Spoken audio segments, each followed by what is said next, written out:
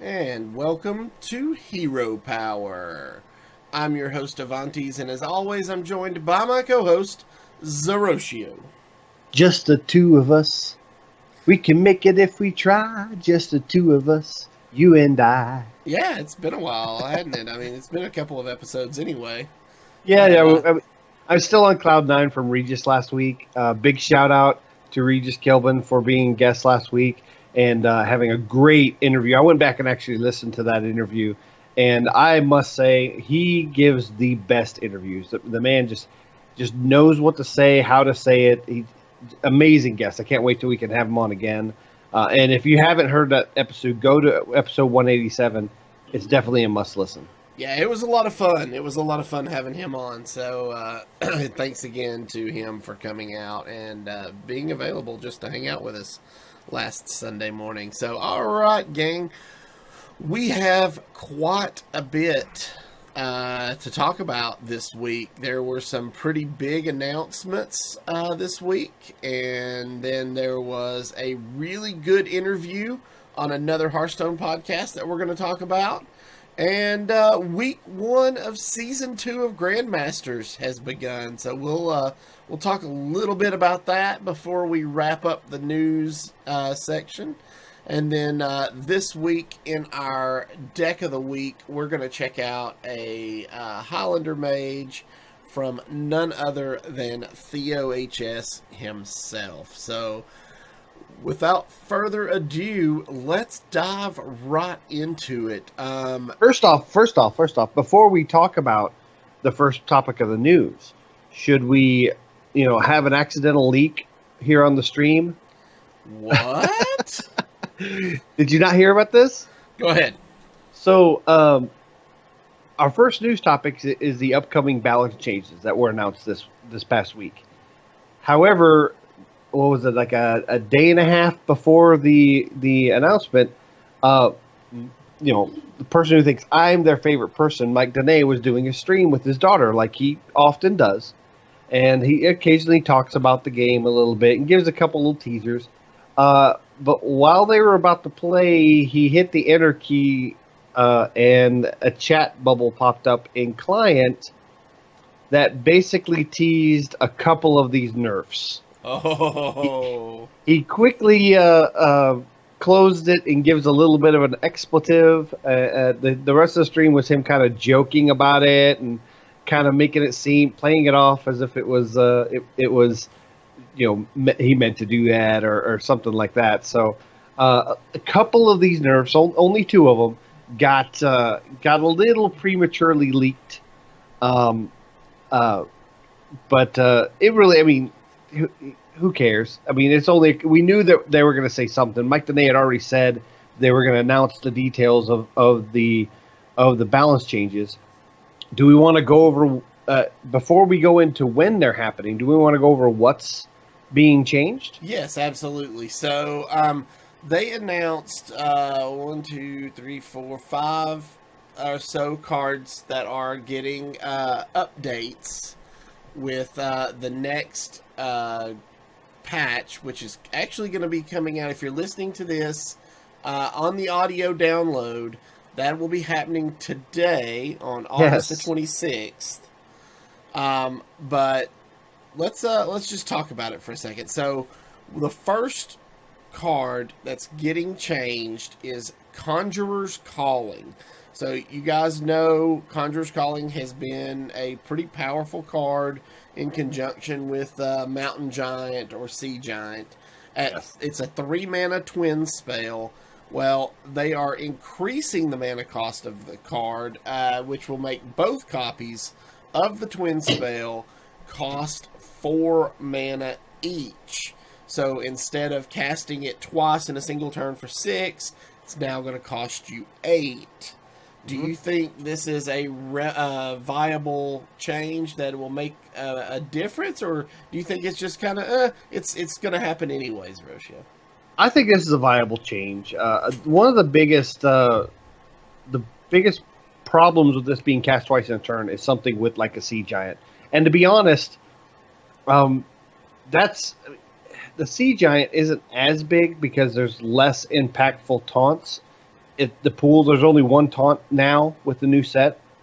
So I really don't see that as a big deal.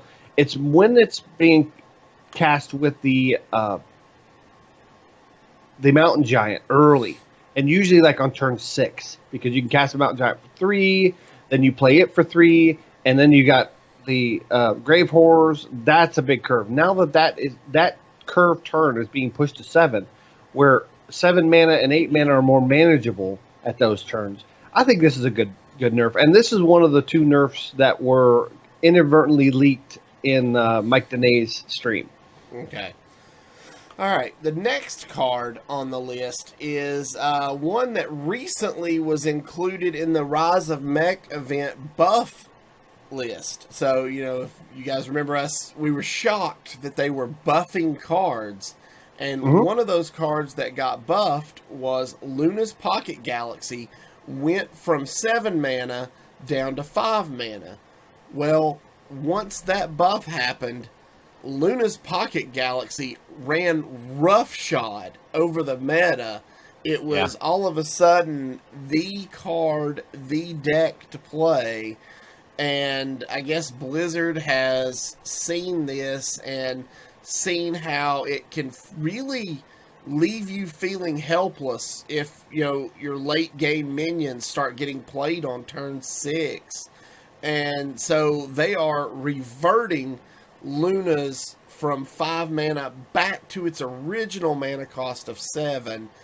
Do you think this is going to make Luna's unplayable again as it was prior, or do we think we'll still see Luna's in some way? I think this does not change the playability. Now, I'm surprised by this nerf because I expect them to go to like 6 mana and kind of have a half and half. The fact that they reverted the buff entirely kind of, and we'll talk about this a little bit more later on, kind of leaves me wondering about the state of future buffs. But I think at 7 mana, the one thing this changes is anytime a card is held in the mulligan because of mid to late game, that's a powerful card. And we'll talk more about that later with another card. So the fact that people are holding a 5-cost card in their hand in the mulligan, that makes this card super powerful at 5 mana. Now, moving it to 7 mana, it may not be held in the mulligan as much. So that's a possibility to help that kind of thing. Hopefully it doesn't get held in the hand so much. What this does allow, though, is Pilgrimist is still a card. So Pilgrimist can still throw this out of your deck. So I still think that Luna's Pocket Galaxy gets ran in most Mage decks. Awesome. Real quick, Batvinus, thank you for the follow. Appreciate it. Appreciate that. All right, so moving on, that makes that was the 2 changes that we saw to cards from the Mage class. There is one change coming to Warrior, and it's a change that people have been clamoring for now for months, and that is Dr. Boom Mad Genius. Dr. Boom is really strong in Control Warrior decks. At 7 mana, he has kind of more than one been able to swing a game in your favor. But now, Dr. Boom's mana cost is going from 7 to 9, which, a lot of people are like, is that enough? Yes, it's going to kind of make it to where you can't play him and use one of his hero powers in the same turn. But is the hero power the problem here, Zerotio? Or do you feel like it's the rush mechanic for the mechs that's the problem with Dr. Boom? So I've been a proponent for a long time that I honestly don't think Dr. Boom is as broken as people think. There are ways to play around it. Yes, he's powerful. But I don't think just the rush on the mechs, taking that off, would necessarily fix the problem or adjusting how that mechanic works. And for that, I think Blizzard might have the same kind of view I do. The biggest problem for Boom, for me, and I think possibly Blizzard Team 5 believes this, is having Dr. Boom on 7. And again, this is another card that at 7 mana, you hold it in your mulligan. At 9 mana, I don't think you hold this in your mulligan. Thus ensuring that it's you're not only going to play it on 7 because it's 9 mana now, but because you're not going to hold it in your mulligan, you have to rely on drawing it by turn 9. So that right there reduces the likelihood that you're going to even play it on 9. So I believe that Team 5 thinks just getting it out so early is what makes those rush minions so impactful. But now that you get him out on 9 or later, by then the damage may be done by those aggro decks and those mid-range decks. That the rush mechanic is now playing from behind instead of playing from ahead. And I think that's the key right there. Having the rush mechanic when you're already ahead, you pretty much lock the game down. But when you get the rush mechanic when playing from behind, you then have to make smart, skillful choices on how you use those rush minions and how you use those mechs to then come back from behind. I still think this card gets played, but I think the deck build around, you're going to see more removal and less just mechs thrown in this deck. Okay, all right. Next up was a change in the Priest class. And again, this was a card that, we saw get played a lot because, Priest wasn't really strong prior to the last couple of sets. And especially with Saviors of Uldum, we saw Priest get a lot of good tools to help them along. But one of the cards that got buffed back during that Rise of the Mech event was Extra Arms. Extra Arms used to cost 3 mana. It got reduced to 2 mana. And then Saviors of Uldum hit. All these new tools launched. And now, all of a sudden, Extra Arms is swinging games in ways I don't think they thought it should. So they are going to actually revert the mana cost back to 3. And personally, I don't think this is going to make a big difference. I think you're still going to see it played regularly. Yeah, you're not going to be able to cast Extra Arms and more arms for 4. It's now going to cost 6. But, what do you think, Zerotio? First off, this is the second buff card they're reverting, which makes me wonder if they're not changing it to something different. They're reverting it, which makes me think maybe they're rethinking whether they do buffs in the future. That's the one thing I worry about. Secondly, based on some interviews with Mike Danae and Peter Whalen, it sounds like internal data shows that Priest is one of the top decks. Now, while HS Replay doesn't show that when it comes to games played, if you dig down into Priest, the win rate of the Priest combo decks that include this card are high. And I think what this is, that they weren't quite to the Mage and Warrior status, but they were basically the third best deck when you look at raw data. Not look at games played, but look at the actual win percentages. So that makes me think the reason they're doing this is because they were worried that once they changed the Mage cards and Dr. Boom, Priest would be the one and only class you play on the ladder. And so they're reverting this nerf to kind of bring those classes into parity. And this basically takes Mage, Priest, and Warrior down a peg, but not weakening any of the other classes. No neutral cards got changed or anything like that. So that tells me that we might have a more viability in other classes, because Shaman's already good. Rogue is starting to show that an aggressive style with Rogue is really good.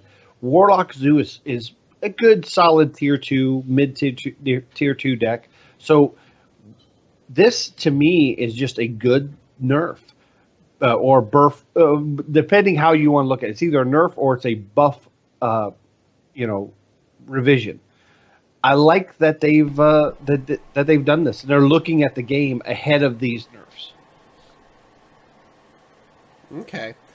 All right, and the last card that was affected with these changes is going to be one of those cards that it has pretty much split the Hearthstone player base, and that card is Barnes, going all the way back to an adventure from 2 years ago now, I guess, Yeah. or maybe even 3. Gosh, I can't remember. I think it was 2 years ago. So this is a change a lot of people have been clamoring for. Again, is it a change that's going to really make a difference? But Barnes was a 4-mana 3/4 that summons a 1/1 copy of a random minion in your deck. And Barnes is very proliferant in the Big Priest archetype. And, he's Barnes and Yasarj are like peanut butter and chocolate. They're one of those combos that just go well together, and people have been complaining about it ever since. So they have moved Barnes from 4 mana to 5 mana, and nothing else changes. And I don't know that this is enough. I mean, if Matt at Arms were here, he'd say the best option would be to remove it from the game, light it on fire, nuke it, and then bury it on the moon. But what do you think, Zerotio? If Man at Arms is here, we'd be here another hour just talking about Barnes. But you're right. The community as a whole, first off, nobody can agree to what kind of nerf this card needs. The closest I've seen is basically reverting how certain mechanics in the game work, and that those 1/1s, even if they're silenced, should stay 1/1s, or when they're resurrected, they come back as the version they were, which would be 1/1s. And that's not really so much a nerf. That's more of a function of the game changing, like they did with Yogg-Saron. Again, people say Yogg-Saron was nerfed. To this day, I argue it wasn't nerfed. That change was never a nerf. It was a system setting change that happened to affect that card. But that's a whole nother argument for another day. I believe the only way that the community is going to be happy with this card is if it's removed from the game. And instead of Hall of Fame, you Hall of Shame this card. Everything in the Hall of Shame can't be played in any formats except for friendly games. And that's a joke. I really hope they never do that. I personally don't think it's a big deal. I played a lot, close to 100 games of Wild this weekend because I'm waiting. I'm already Legend of Standard, so I thought, let me get into Wild. I played up from 20 to 5. I saw Barnes 3 times. That's it. Now, it could be people aren't playing it because they know it's about to be nerfed. Maybe people just aren't playing it out of protest of the card. I don't know. And 3 times I played it, 3 times I beat it. So, again, I was playing a real janky OTK Paladin deck, but I don't know. I've always liked Barnes. I've thought Barnes was fun to play. It was fun to see what happened with it. It makes some weird deck building decisions to make it work. But honestly, I don't think this is going to affect Wild too much. It's going to be played at 5. Yeah. I agree. I don't think it'll be dropped. It will continue. You will continue to see Barnes just a turn later, or on 4 with the coin. So, yeah. All right. So here's my question though: with the removal of the buffs from 2 of the cards, from Luna's Pocket Galaxy and Extra Arms, do you think they should just not buff cards? Is this considered a failure for the buff? No, I don't think so, because they buffed like 7 cards. No, they buffed more than 7, I think. Yeah, it was a bunch, and we've only seen 2 per class, wasn't it? I don't remember right off hand. I'd have to go back and look at the show. I'm sure it was. I'm almost positive it was 2 per class, so that would have been 18 buffs. Right, but we've only seen 2 of those cards that have really broken the meta. The way Luna's has. I don't even know if I would say Extra Arms has broken the meta. Extra Arms was just really good. So I don't think that you would call that a failure. You're still a positive rate on your buffs. I would have to look. I would need the data to say, okay, the other however many cards that were buffed, how often are they being played now that they've been buffed? obviously Lunas and Extra Arms shot all the way up to 100%. I'm assuming they're in 100% of decks for that class. The only other one that I think gets a lot of play that might follow that category is Christology. Now, Christology it went from 2 mana to 1. So, I immediately put Christology in all of my Paladin decks, and it's a turn 1 curve play now, basically.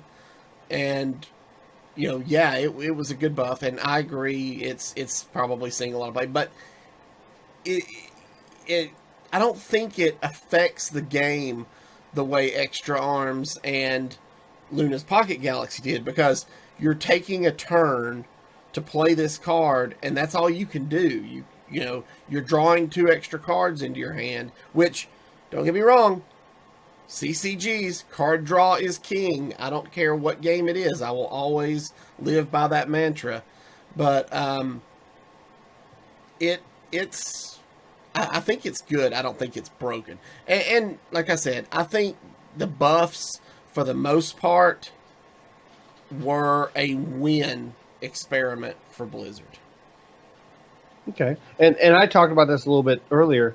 Do you think these nerfs that we're going to see tomorrow at the time of this recording, today if you're listening to it on download, do you think it's enough to mix up the meta a little bit more?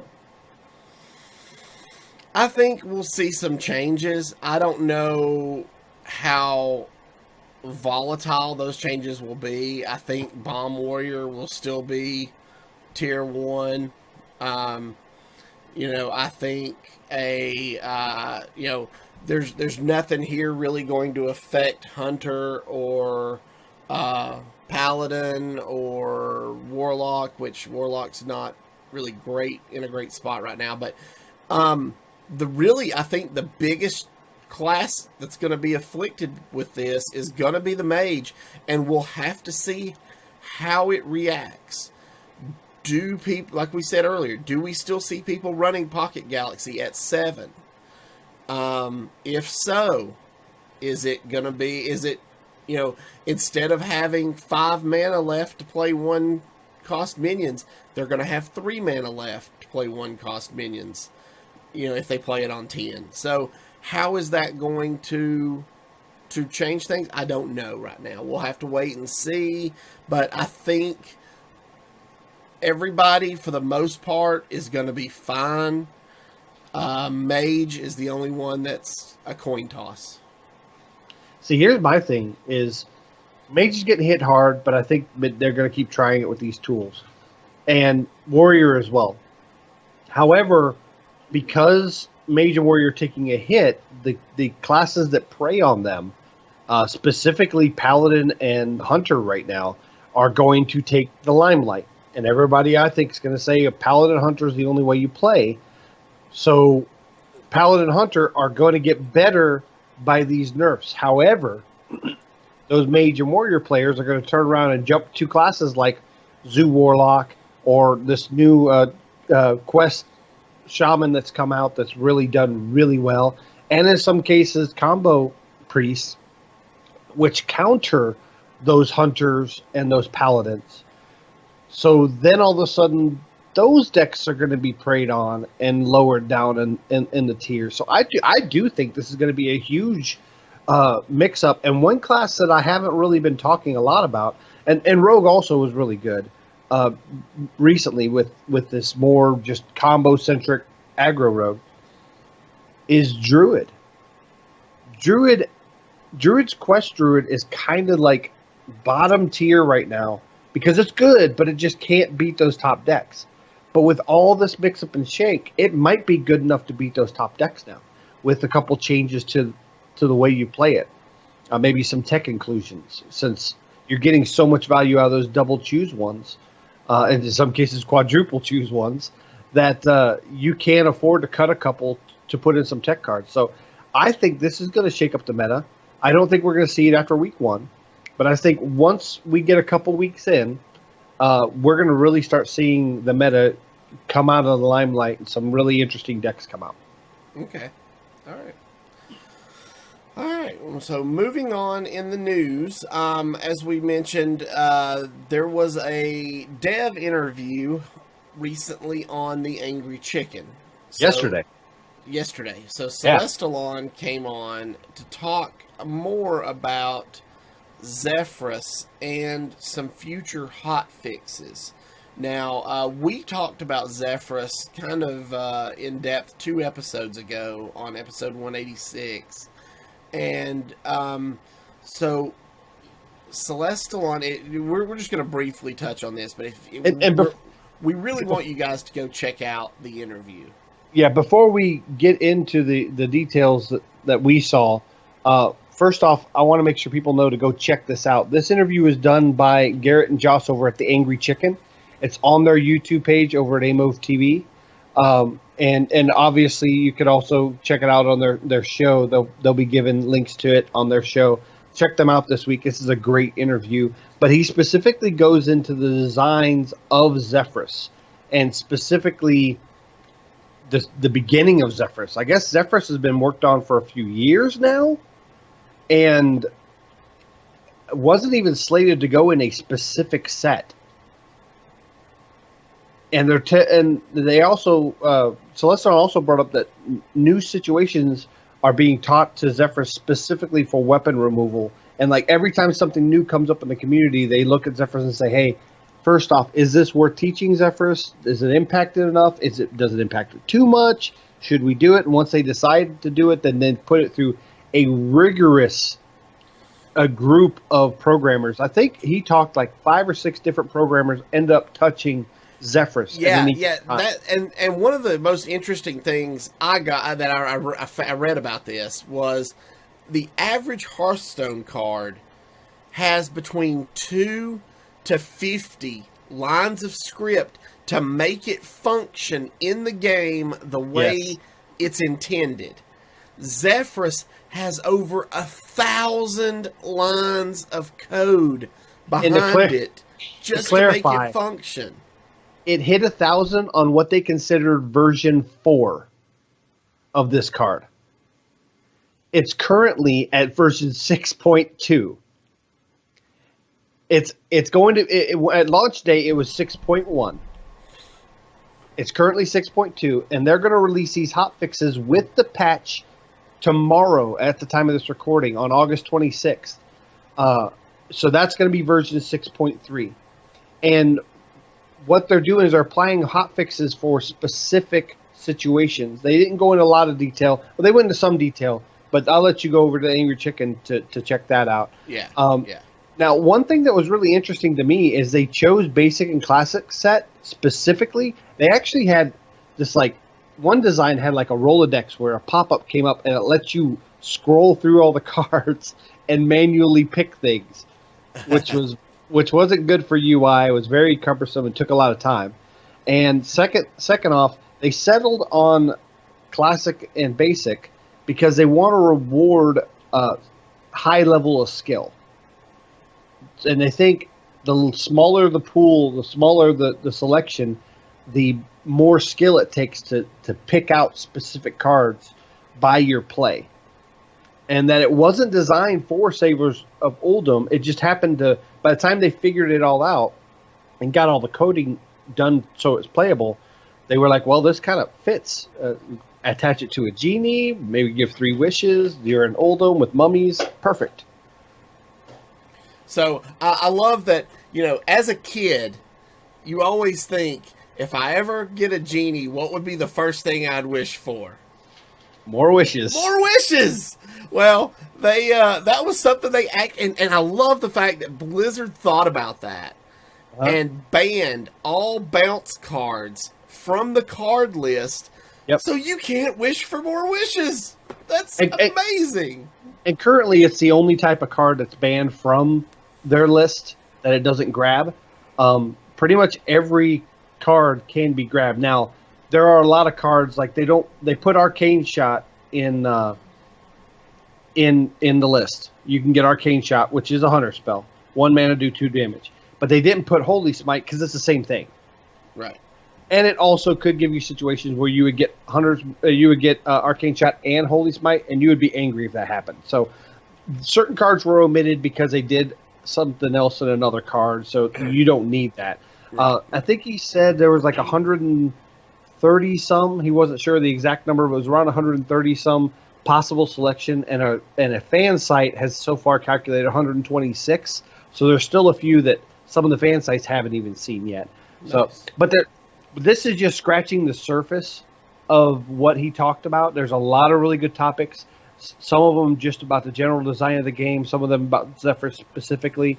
Celestalon is an amazing and very creative developer, and I'm really glad he's on the team. I believe I was listening to The Instance when we found out Celestalon was going to be going over to Hearthstone, and I thought, what a great grab, because he used to be on the World of Warcraft team, and he's an amazing developer, amazing mind, lots of creativity, and I can't give enough credit to Garrett and Jocelyn for giving such a wonderful spot-on interview. If you go to the YouTube channel at amove.tv over on YouTube, the production value is just spot on. Yeah. Garrett and Joss did a great job. All right. So that brings us to Grandmasters Season 2 has begun. Yes. Week 1 is underway.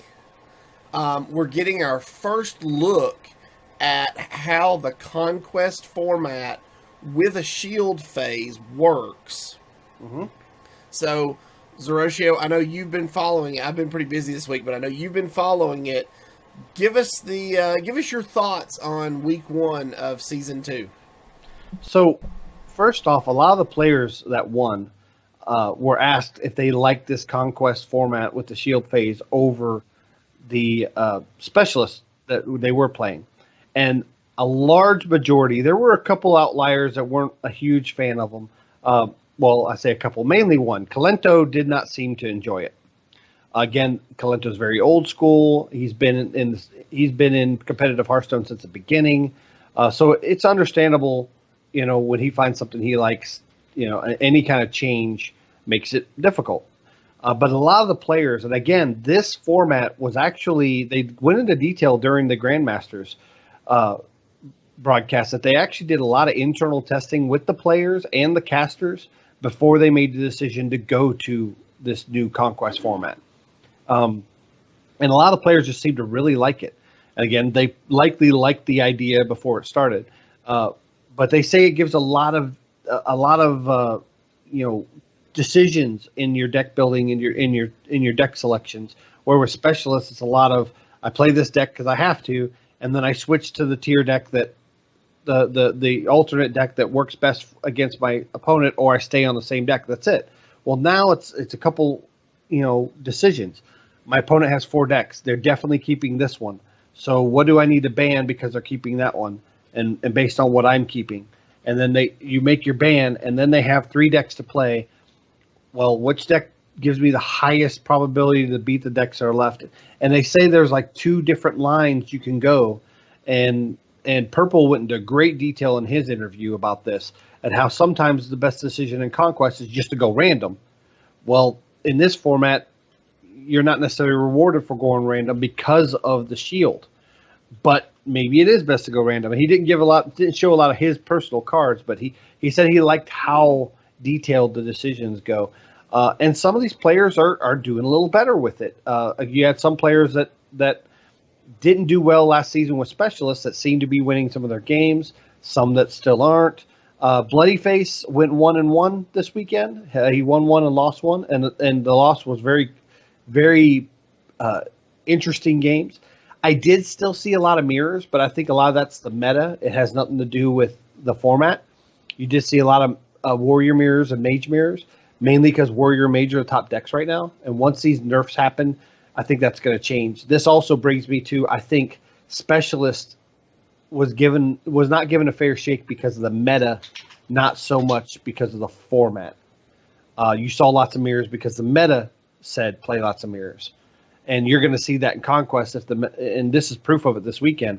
Saw lots of mirrors because the meta says play 2, maybe 3 different classes. So lots of warrior, lots of mage, and most of your warriors and mage decks were either banned or shielded. So that's kind of the way it went. So with the nerfs, that might change. Now, Pathra, I was hoping to see, maybe this change in format would help her a bit. So far, she's 0-2. Still a lot of weeks to go, but hopefully she gets a little more on top of the meta and can benefit from this, because I'd like to see her have a good season, as well as Bloodyface, who we're of course rooting for because he's been on the show a few times. Yeah, well, I'm excited because this is the first season we're going to have relegation at the end of the season, and I'm excited to see players actually fighting for their lives to stay in Grandmasters. I think that adds a little bit of excitement to it, instead of them just going, oh, well, I'm just not having a good year. Maybe next time. No, now you're out if you finish in the top, in the bottom, and I'm excited to start seeing some new blood rotate in and see how it works. So I'm going to be paying a little more attention this season than I have in the last couple, just because of this relegation rule. So yeah, I'm excited to see how it goes. Well, here's the thing, and I'm going to go back to this relegation. I still don't think they're heavy-handed enough with the relegation, especially now that Grandmasters feeds into the World Championship at BlizzCon. Mm-hmm. These players playing in the Masters Tour, you are hoping, first off, that somebody in your region gets relegated. Because if you're the top player in Americas and the bottom two players in Grandmasters are from the Asia Pacific and the European region, nobody in America is going to relegate up. Because they take the top player in the region of the person that gets relegated. Mm-hmm. I think they either need to do the bottom 4 relegations, 2 per division, or still do the bottom 2, but also relegate the lowest person in each region, so that if the bottom 2 happen to be in the same region, they don't get anybody else relegated, but then somebody from Americas and somebody from Asia Pacific gets relegated. Or if the bottom 2 are Asia Pacific and Americas, and then they pick the bottom European player to get relegated. That way you see one fresh face in each region each season. That's what I would say. That 10 times fast. Yeah. That's what I would like to do. Okay. All right. Well, we'll have to see how it plays out, but I am excited for Grandmasters for the first time in a while. So I can't wait to see how this season progresses. Speaking of how it plays out, did you play the Tavern Brawl? I did. This week's Tavern Brawl was the Great Amalgamation. What horror has science wrought? Build a deck. All minions count as elementals, mechs, demons, murlocs, dragons, beasts, pirates, and totems.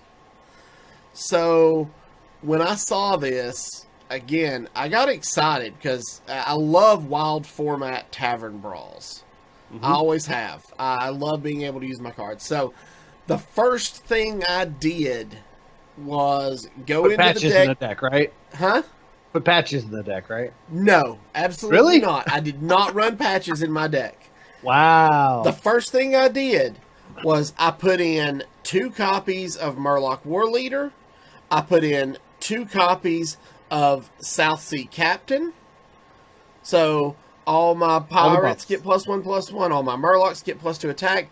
Then I put in 2 copies of Mech Warper and 2 copies of Galvanizer. Okay. That's my base for the deck. And then I just started filling it in. I went Druid, which also gave me access to Power of the Wild, Mark of the Lotus, and Savage Roar. So I'm thinking, get out minions early at reduced cost, buff their attack, buff their health, and then just try to burst them down. Well, it worked. My first game I played with it this week, I coined into Galvanizer on turn 1. Then I dropped a bunch of minions, Played Lumi. What is it? Faithful Lumi, which gives a mech +1/+1. But the real MVP in this deck for me was Zubot. If you guys don't remember Zubot from way back in the Karazhan set, Zubot is a 3-mana 3/3 battle cry. Give a random friendly beast, dragon, and murloc +1/+1. So when I played Zubot, it hit 3 different minions on my board for +1/+1. And then I had a Savage Roar in my hand on turn 4, and that was a game. That's sick, bro. So it was a lot of fun. I didn't enjoy this one too much, mainly because, I don't know, it was very aggressive style tendencies for players, and it's just like, I'm not a big aggro player. I want to play Tavern Brawls and stuff that have cool combos and stuff. But I did make a odd Paladin.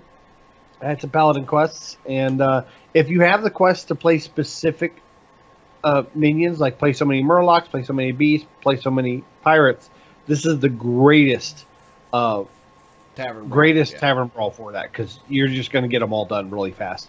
But being able to pump out 2 Silverhand recruits, which count as all of the tribes, is pretty amazing. Yeah. So I pretty much, I say I won and done it. I actually got 3 wins because I was doing quests. I had Paladin wins to do, and this is before I decided to play Wild Paladin and fly through the ranks with like an 80. I think I'm at 84% win rate right now. So, but anyways, it's a lot of fun. I've enjoyed. I enjoyed it. It's not my favorite, but I did enjoy it. Yeah. It was fun. So, all right. That brings us to this week's deck of the week, and as I said at the top of the show, we are looking at Theo's Highlander Mage. So I will run down the deck list and then let Zerotio talk about it a little bit. Obviously, Highlander, so it's 1 copy of every card as follows: Ray of Frost, Acidic Swamp Ooze, Ancient Mysteries, Doomsayer, Frostbolt, Zephyrus the Great, Arcane Intellect, Conjurer's Calling, Counterspell, Flame Ward, Frost Nova, Ice Barrier, Messenger Raven, Snip Snap, Stargazer Luna, Volpera Scoundrel, Arcane Keysmith, Bone Wraith, Polymorph, Sandbinder, Witchwood Piper, Luna's Pocket Galaxy, Ziliax, Kartut Defender, Reno the Relicologist, Archmage Antonidas, Siamat, Alexstrasza, Caligos, and Mountain Giant. Yeah, so you'll notice there's no Tortolan Pilgrimist in here. There's no Puzzle Box Eox in here. No Flame Strikes, no Blizzards. This is basically what Theo did here is he took all the big spells out except for Luna's Pocket Galaxy, and he says it runs just fine. Yeah, I played the extra early game really kind of helped. Yeah, I mean, you do get a lot of early game with this, which puts on a lot of pressure. It is interesting that it runs a Sandbinder and a Witchwood Piper, because usually you run one or the other to try to get your Zephyrus early. But in this case, it runs both, which, is more targeted draw. And targeted draw is always good in any kind of deck to thin it out. You can get a lot of really good curve turns playing Stargazer Luna after Luna's Pocket Galaxy and just chain off these 1-cost minions. I played a few games with it. I won a mirror match versus another mage and faced a lot of Hunter. And Hunter right now beats this deck, which makes it real difficult. But we're going to jump in and see if we can, try to figure this deck out. I haven't played a lot of games with it, but it is fun. Some crazy broken things can happen with it. Okay. So that's why I'm really excited to get in and play it some. We're in the Legend ladder, so we definitely will have some stiff competition playing this deck. Okay. All right. Well, I am looking forward to it. So, if you are joining us on Twitch or YouTube, please stay tuned for the live play portion of our show. If you are listening via the audio podcast, we'd like to thank you for joining us. Remember, you can follow us on Twitter at HeroPower_cast. You can find all of our past episodes on our YouTube channel at youtube.com/ECMMOGamers or on our website at HeroPowerHS.com. If you enjoy the show, you'd like to help support and improve it, you can do that also by joining our Patreon at patreon.com/HeroPower. And we'll see you all again next week. Don't forget to use your hero power.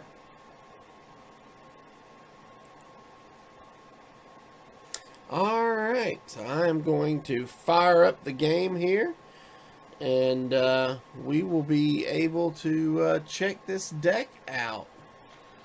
I was doing really well and decided to play a bunch of different interesting decks in Legend, see if I can find something sticking, and I have totally tanked my rank. Excellent.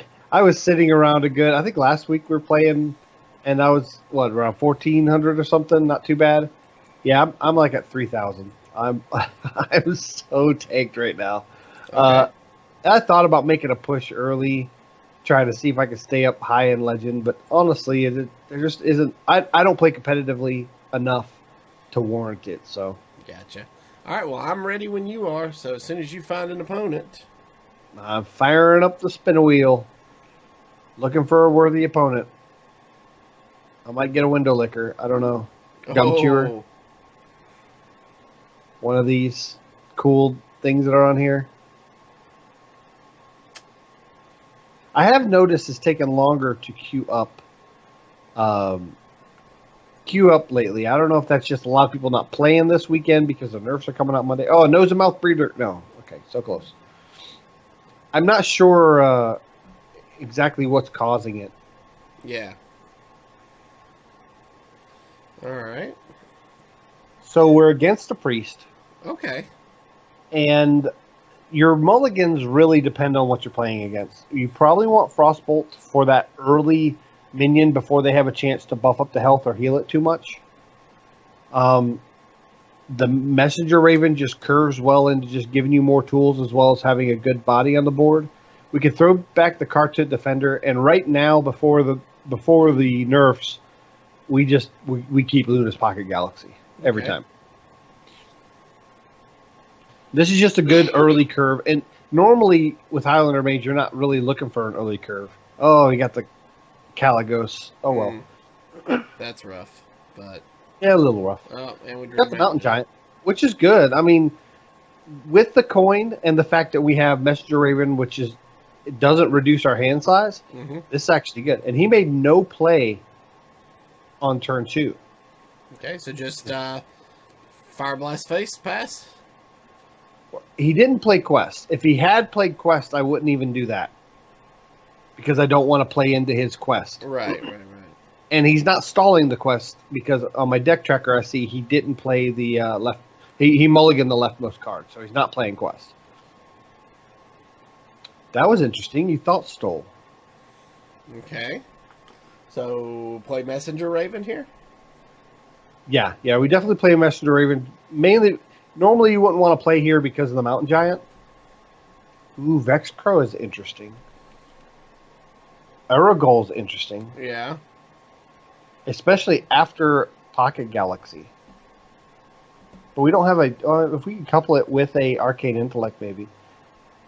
Black Mage, we got a couple, but I don't think he's going to play any small spell. I say Uragol. What do you think? I think Argyl's a fine play. So that'll add more cards to our hand. And because Messenger Raven replaced itself, we'll still be able to play Mountain Giant next turn. Now, the question is, do we want to? Now, normally I'd say we probably coin into Pocket Galaxy now. But since he played a 4/8 and we challenge it with the Mountain Giant, I think that's probably a good idea, yeah. I think we just Mountain Giant it and then go face. Yep. So if he drew the nuts, we're dead. If he has double Divine Spirit, Inner Fire, we lose. Okay, he didn't. This is interesting. So Sandbinder, which tells me he's running a singleton priest deck. Okay. So, do we just Lunas here? I think we just Lunas and trade off the Mountain Giant. Yeah.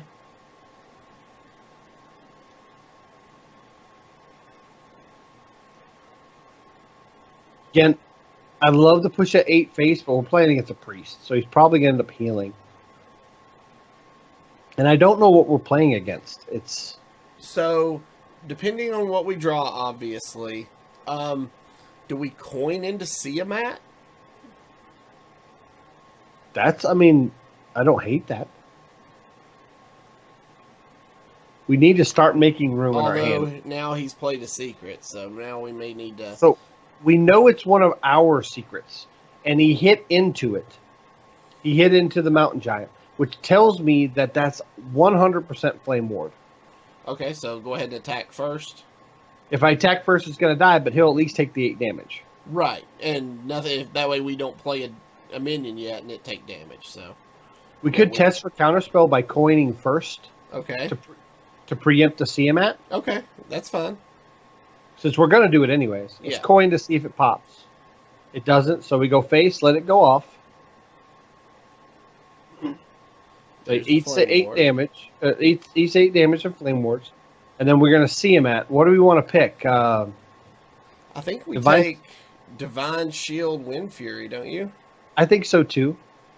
I don't think we need Taunt and Rush. There's no minions on the board. Right, So yeah. exactly. Divine Shield, Wind Fury. If he's playing a singleton deck, we might see a death here. Nope. Forbidden Word, Words. okay. So he's going to spend Just- all of his mana this turn to get rid of Just that. as good. I don't hate that, actually. I Yeah. don't hate that happened. I would really love to draw into an Arcane Intellect. I think we need to try to whittle our hand down a little bit. So I think we play the counter spell, get it out there, Yep. Start there. and maybe the Bone Wraith. That is the most mana efficient. I think that's a good idea. Because if we can draw into the Arcane Intellect, that's going to give us 4 cards with Uragol. Mm-hmm. Ooh. Wow, didn't see that one coming. I mean, this is easily played with Reno Ping. Yeah. Just wonder if there's a better line right here. Should I don't we think so. Witchwood and see what we get? Well, we'll get Doomsayer or Zephyrus. Or Acidic Swamp Ooze. So we're kind of watered down a little too much to Okay. rely on. It'll fit our deck, so we probably still will do it. Let's Reno first and Ping.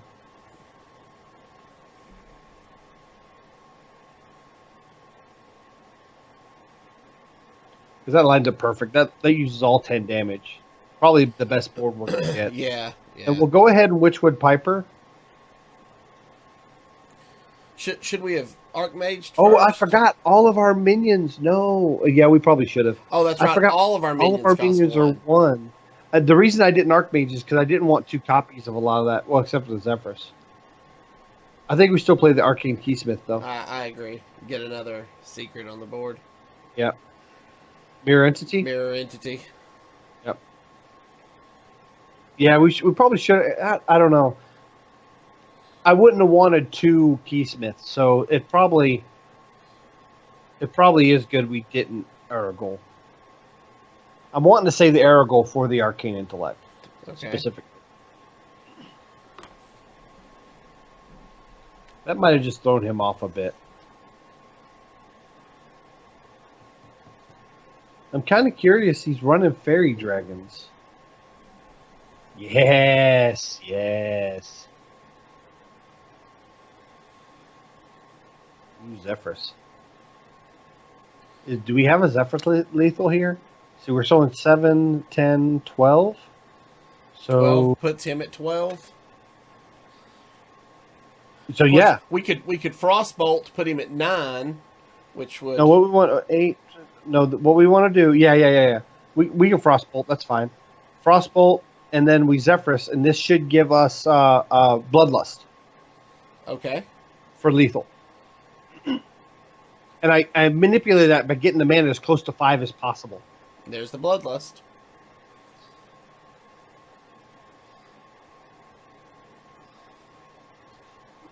Again, if we had just played Zephyrus, I've seen a lot of people, especially in Wild, make this mistake.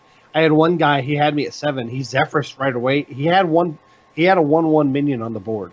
He Zephyrus, didn't get lethal, and then he hit me in the face and used a Zephyrus card for removal. But if he would have hit me in the face first and then Zephyrus, it would have seen 6 damage as my health and given him Fireball.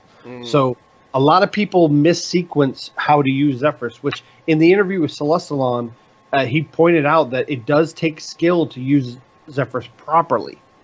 You have to manipulate the board so that it knows what to give you. Right. Okay.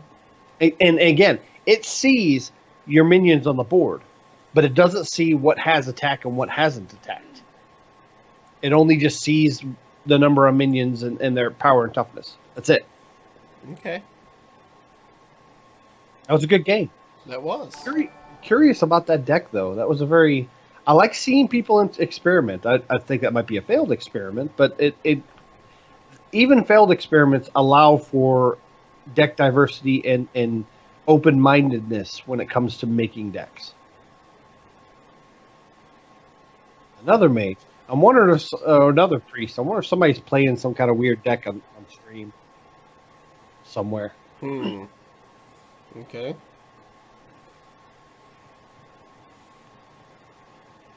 The benefit of Polymorph can be good against combo on turn 4 because that's when they're setting up to go off. I think we keep the Polymorph. I don't think we keep the Arcane Keysmith, though. Okay. Yeah. I'm fine with that. Again, the only time I try to keep Polymorph is in the Priest matchup against Combo Priest. Oh, wow. Pocket Galaxy again. And specifically against something mech-based. Again, we're getting a really good curve. Theo is right, though. You can play this as curve early game, unlike normal Highlander Mage, where it's hard to play curve. So that's going to put us a bit behind.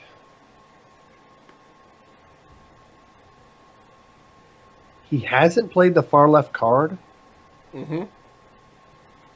So it could still be a delayed quest? Could be a delayed quest. For that reason, I'm not even going to ping face. I am going to purposely forget to use my hero power. And some priests will delay their quests. It's not very smart to do against mage because they can put out an early counterspell, but the fact that he has the coin, he can test for counterspell. Right. So he probably feels safe doing that. And again, at legend ranks, you kind of have to think these second levels. Oof.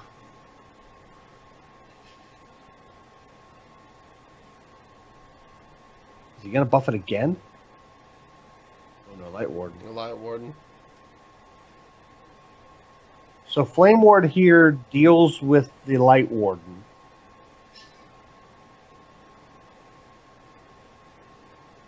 Doesn't damage anything for him to buff it. And we can polymorph the Cleric next turn?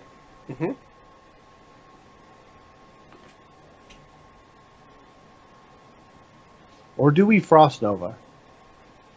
The problem with the Frost Nova is we don't deal with the Light Warden until turn after next. Right. I think we still Flame Ward. Yeah, it's probably the safest bet. What he's probably going to do is heal our face, attack with the Light Warden. Flame Ward will go off. Then he attacks with the Cleric. That denies him a draw if he does it that way, though. So he might just attack in with the Light Warden and then heal and attack with the Cleric.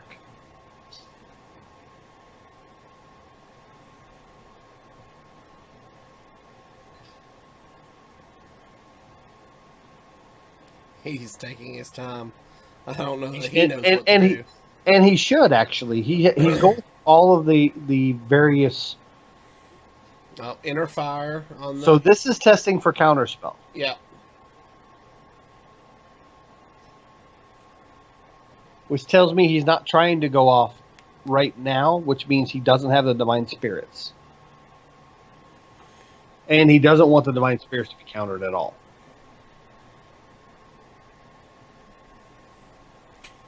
Okay. This is fine. Oh, yeah, because now we have a solid polymorph target. Yep. We've taken some damage. Oh, do we polymorph it, though? Well, we could just... Yeah, no. Maybe we save the polymorph for something later and we just frostbolt ping it. I think you're right. The biggest problem I have right now is... Whatever he does this turn, next turn, we may have... Next turn. Yeah. And we may not be able to Luna's next turn, but we want to. If we can get away with Luna's next turn... Oh... That's fine. So then Luna's, because we just drew into the Arcane Intellect. Because we have the Frost Nova in our hand, I think we do Luna's. Okay. So next turn, yeah. We can Arcane Intellect, and if we don't draw anything worthwhile, we can Frost Nova. Yeah, I am missing the Blizzards and the Flame Strikes in this deck, though.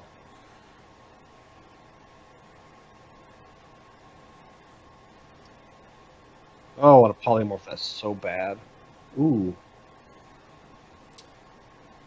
What do you think of polymorphing the middle Light Warden that has the Reborn and Ziliax into the 3/2? I don't hate that. It leaves the sheep up, but I don't. That's fine.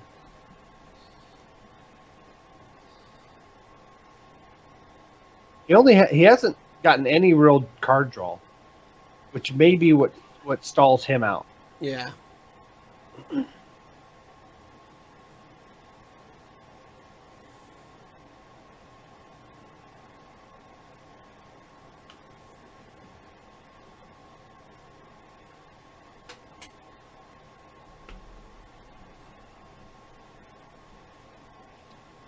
Okay.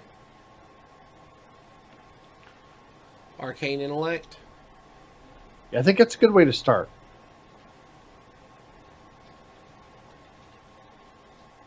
Ha ha ha ha. So, if we Zephrys, what are we going to be getting? We don't want to Zephrys this turn. If we Zephrys next turn, because it's 1 mana, we'll have 7 mana left, it'll give us Flame Strike. Right, but he's going to probably heal his guys out of Flame Strike range. Heal at least one. He'd need a Circle of Healing, and I think he would have used it by now. So, Frost Nova, Kartut Defender? That's what I'm thinking. Okay. Yeah, I'm thinking Frost Nova into Defender. We're probably going to have to Defensive Alexstrasza at some point. And Defensive Alexstrasza into Conjurer's Calling on the Alexstrasza is pretty sick. Right, right. So we're going to save the Alexstrasza probably for a while. Okay, so he's using Hero Power. He might still have a Circle of Healing, but it's unlikely.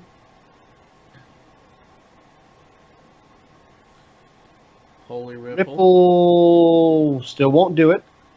It gives him lots of card draw.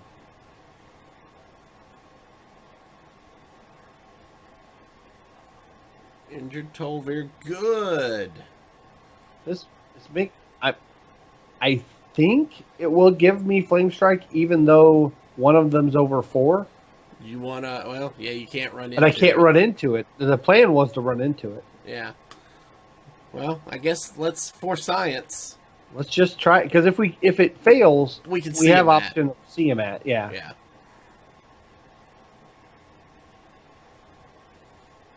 It did give us Flame Strike. Okay. Yeah, I was just looking at the other option to make sure it wasn't better. I don't know. I'm trying to figure out how he comes back from here. This isn't a Highlander priest, though, because I have seen two of them. Oh, there we go. There it is. I didn't think he could come back from that. Both of his clerics were gone, and his card draw is pretty much nil at that point. All right, 2-0. There you go, guys. This is a fun deck. It makes up for last week. Sorry about last week, guys. I hope that made it up for you. Yeah. So, all right. Well, there you go. I enjoyed it. I can't wait to go play that some. I am missing Siamat, and he is a good filler, for situational card. But the only concern I have about this deck is that both games we played and we won, we had Pocket Galaxy on 5. That's true. As of tomorrow, Pocket Galaxy will be 7. So not being able to play it on 5, does this version still pack any kind of oomph? And I think it doesn't. Okay. But we'll have to see. It might. I mean, it. Yeah. I mean, the thing is it kind of gets me. It took out all the big end, but it still left in the 2 cards that haven't been nerfed. Right. Yet that are going to be nerfed. So once those cards are nerfed, will this deck still be able to function? You might have to go back to the other version. I think once it's nerfed, you will need a Tortolan Primalist, Pilgrimist, or whatever it's called. Yeah, Pilgrimist. The first one was the Primalist. Get them too close. You'll need the Pilgrimist to play it, convincingly, and still have a good body and that kind of stuff. I don't know. We'll just have to see. We'll have to see. Shout out in chat to Espo. Thanks for joining us. So I had to make a new Twitch account. Glad to see you guys. Hey, you know what? We will accept the new Espo as much as the old Espo, but not as much as the fake Espo. There you go. All right, gang. That's going to do it for us this week. If you have any questions or comments about the show, please email us at heropowerpodcast@gmail.com. Hit that subscribe button below on YouTube if you've not done so already. Give us a follow on Twitch to be alerted when we go live. For more details about our Patreon, head over to patreon.com/heropower.